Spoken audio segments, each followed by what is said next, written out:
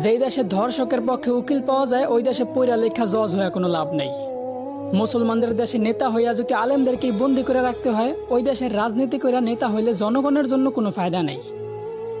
৯৫% মুসলমানের দেশে যদি মুসলমানদের কষ্টগুলাই তুলে ধরা না যায়, ওই দেশে নামি দামি সাংবাদিক হইয়াও কোনো লাভ নেই। বলি জাকাত না দিয়া সুদ খাইতে খাইতে দেশটারে করছো ছারখার।